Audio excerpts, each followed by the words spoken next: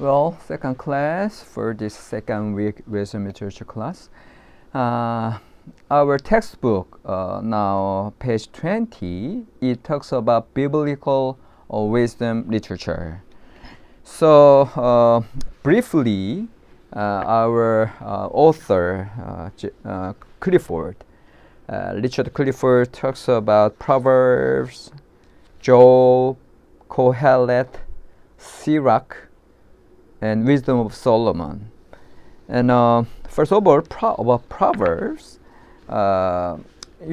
Proverbs chapter 1 through chapter 31, but usually scholars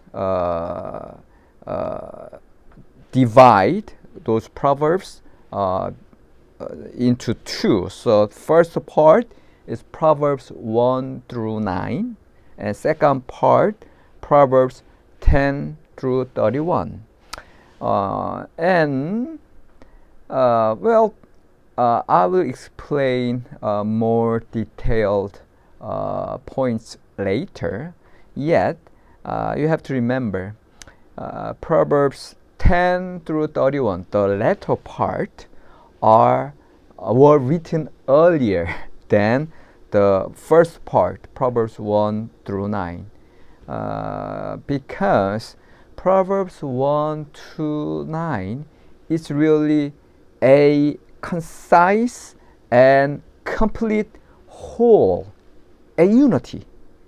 It is composed according to consistent perspective, which is the fear of Yahweh, is the beginning of wisdom. So this Proverbs 1 through 9, we call it as theological proverbs. So in the Proverbs chapters 1 through 9, it is really theologically constructed, and every issue are focused on the fear of Yahweh. However, the latter part, chapters 10 through 31, they are just collections of proverbs. Especially it is consisting of two-line aphorisms that include exhortations and observations, sometimes paradoxes. So it is very different. However, the whole book, 1 through 31, the author, the final editor of the book of Proverbs, want readers to read, to interpret the whole book of Proverbs in the perspective of the fear of Yahweh. That is the theology of the book of Proverbs. So, however, the first part, chapters 1 through 9, it is really centered on that theme. But this latter part, sometimes it looks like just a collection of those proverbs, those aphorisms, those sayings. Yet, if you interpret those individual sayings through the lens of the fear of Yahweh and through the lens of Yahwism, then you will get new interpretations, new meanings of each verse. So, we will deal with those ones. So, you remember one of our tasks throughout this semester, you have to find out how God is found in our ordinary life. Because in the book of Proverbs, like those sayings in the chapters 10 through 31, it is just very banal teaching, like you should not lend money to others. Otherwise, your family will be on the street. So that kind of very banal, ordinary issues. Then how come we can find God, divine message from that kind of proverbs? Still, we will find God is in the midst of that ordinary life issues. So that would be very interesting, however challenging in interpreting the book of Proverbs.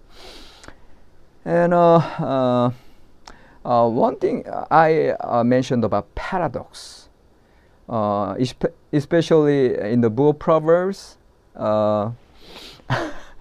you already sometimes if you read the Proverbs, especially chapter 26, very contradictory two verses are side by side. Proverbs 26, verse 4 and 5. First of all, 26 verse 4, do not answer fools according to their folly, or you will be a fool yourself. But the very next verse, 26:5 goes, answer fools according to their folly, or they will be wise in their own eyes. Paradox. In the same textbook, in the same chapter, verse side by side, one verse talks about don't answer a fool, but next verse, answer a fool. So what? How can we do? What is it talking about? Verse 26:4. Don't answer a fool, but chapter 26, verse 5, answer a fool. We don't know why is it so. Yet, you have to remember, book of Proverbs are from our experience. But every human experience is surrounded by particular situations, special circumstances. So these proverbs, it is a collection of ancestors' wisdom for a long time. So in a certain period of time, we have to answer fools according to their folly. But also in another situation, we should not answer fools according to their folly. Sometimes we are just answer following their folly things, probably for the peace of that situation, for the peace of other life who are related to those foolish activities, actions. But sometimes we should not answer the fool, because we then those fools regard us as foolish as they are. So that is why we need discerning heart. We need the wisdom which applies properly to each case in our human life. So you know what? Because of this paradox, the book of Proverbs is not God's canon. It's not a useful one. No.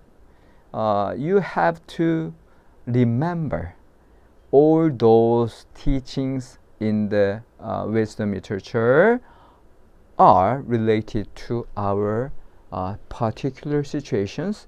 It means each chapter or each verse of wisdom literature in the Old Testament, you have to know those surroundings, the circumstance, what kind of situations those proverbs, those words are coming from.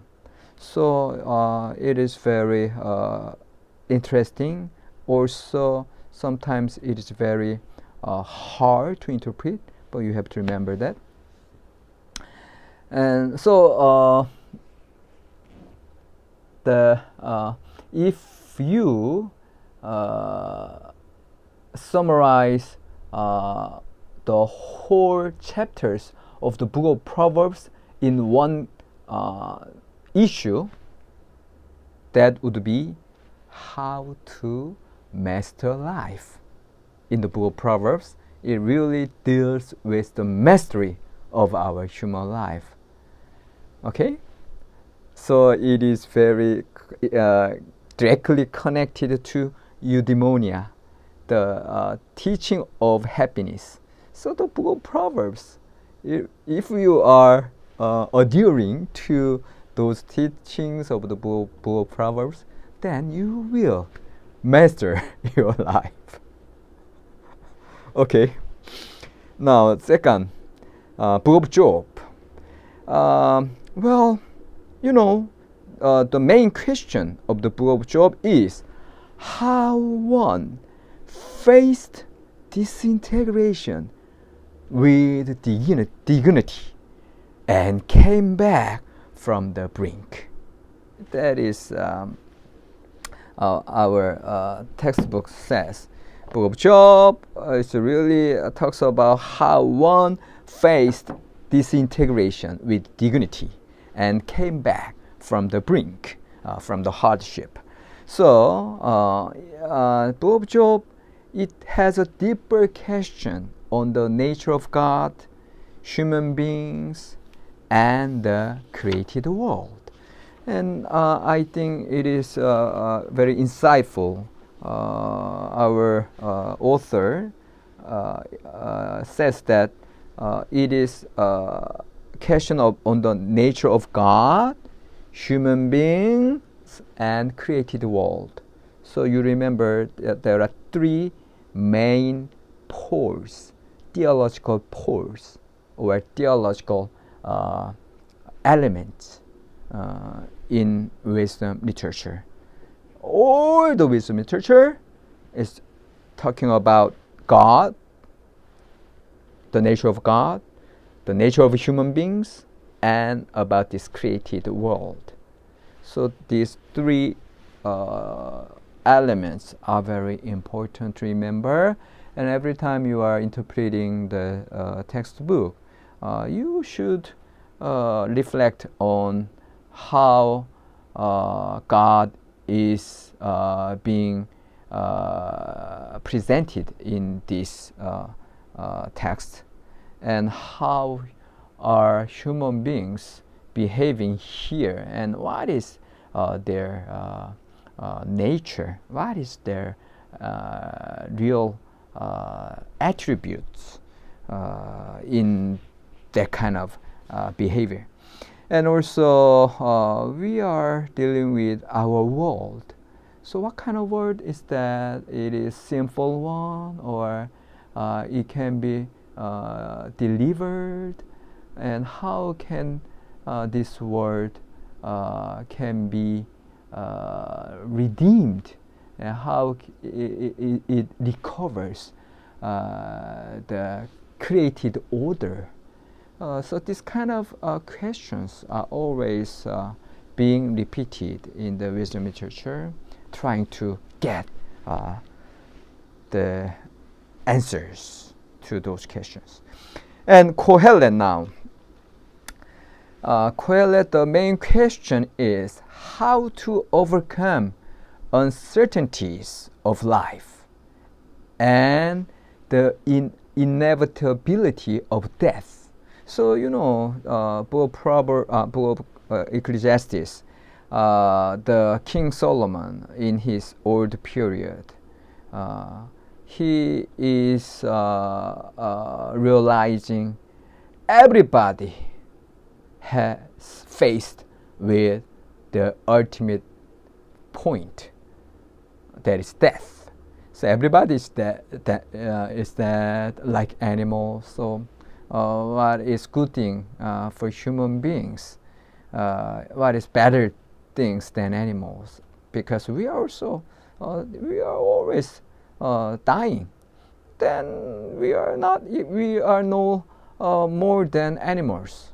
So vanities and vanities are coming from that Kohelet teachings.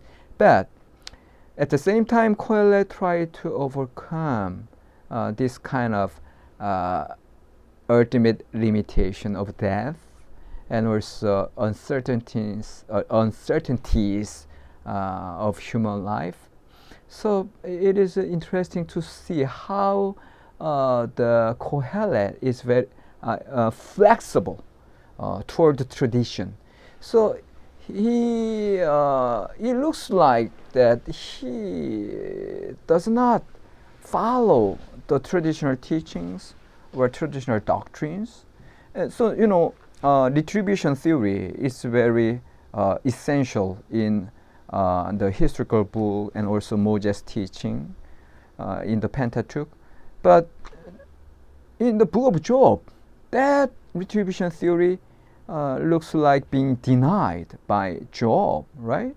So how come this good person of this servant of God, Job, is being suffered, and all the disasters are upon him? So that retribution theory in the Deuteronomistic history collapsed in the book of Job.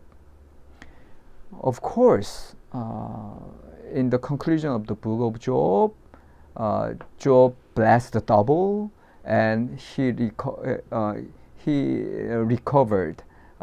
He was healed and recovered. However, still that issue of retribution theory are on the question when we are discussing book of Job.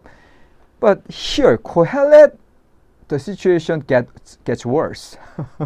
Not only retribution theory, but also all those doctrines, all those religious teachings in the traditional religion are being collapsed. So the Kohelet denying everything. But it is very interesting to see that Kohelet at the same time still seeking for the truth and looking for a new application of traditional wisdom to ever changing present situations. So it is very interesting. You have to remember, we are doing theology. Theology means connecting traditional teaching, biblical teaching, with our present situations, ever shifting circumstances of our life.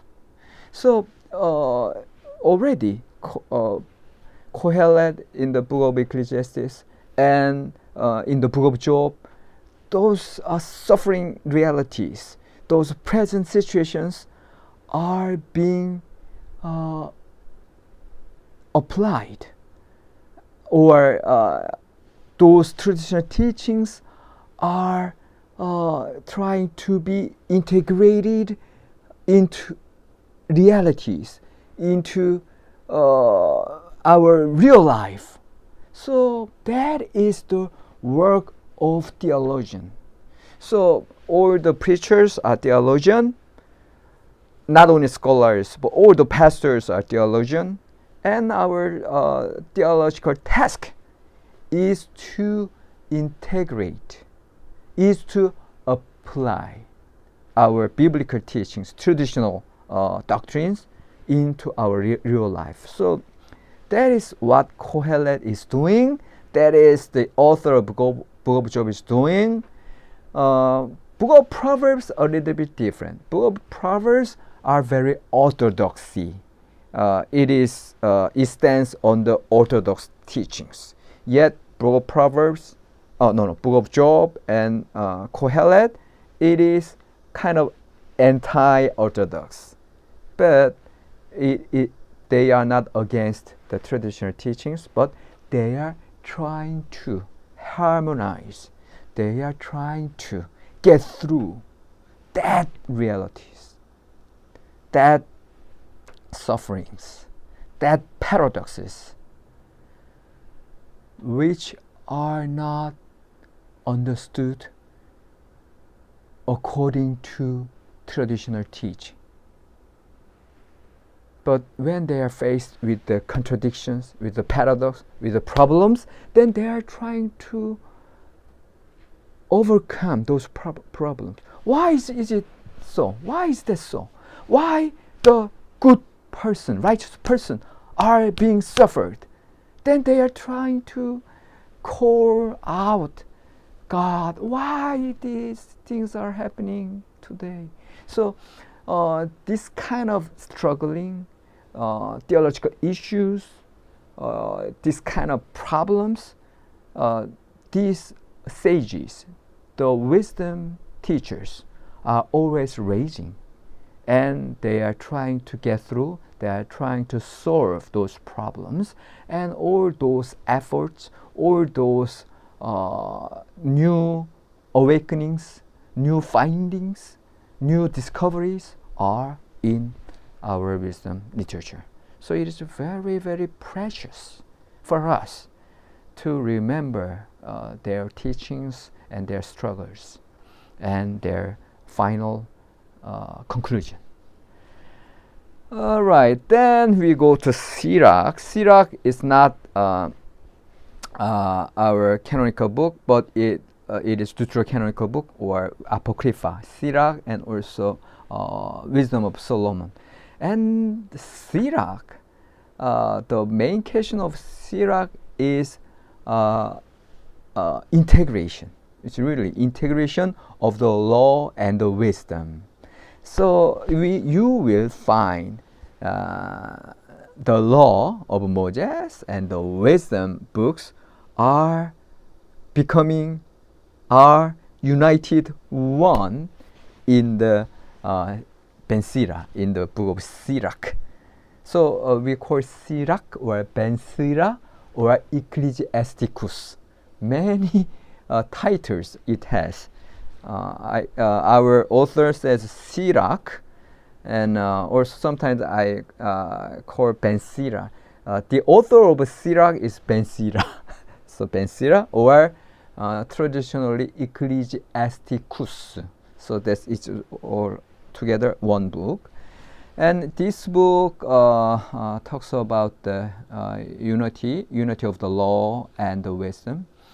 And it is very interesting to see that all the wisdom traditions are entire wisdom traditions are being concentrated on this Sirach, this Ben Sira. So he is a very intelligent person in those days.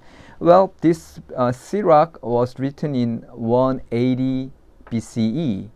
So it's a Hellenistic period, intertestamental period, and just before 180 years, Jesus was born. But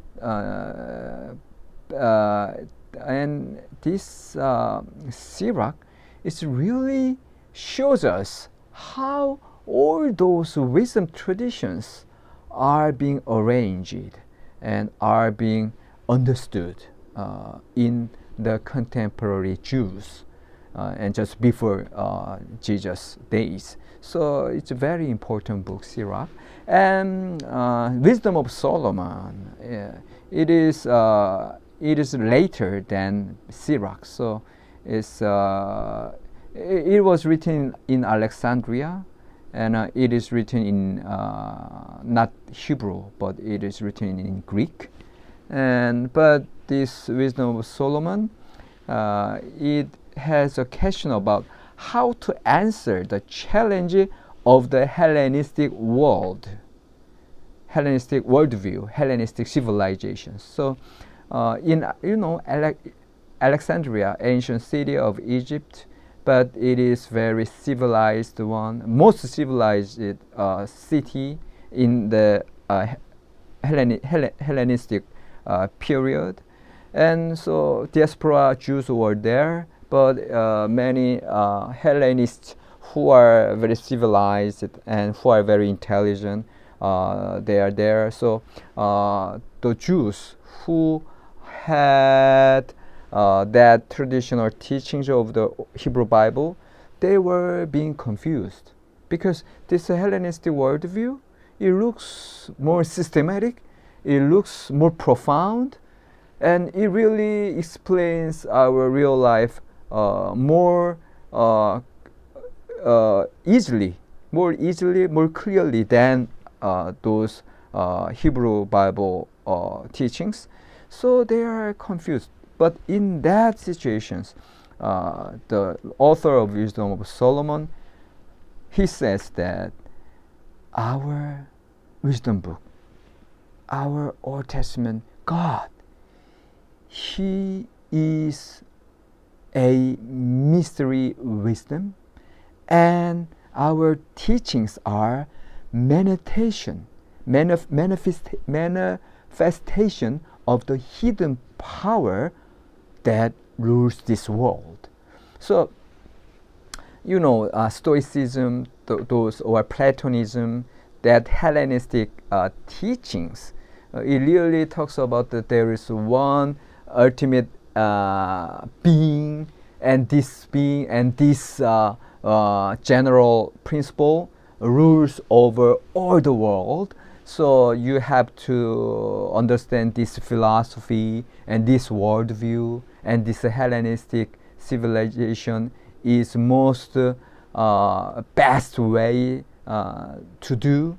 But this Wisdom of Solomon says that your teachings, your Hellenistic principles, it is no more than these biblical teachings, this biblical wisdom. So our Yahweh, our God, is the ultimate sage, and He is the ultimate being, and He is ruling all this world.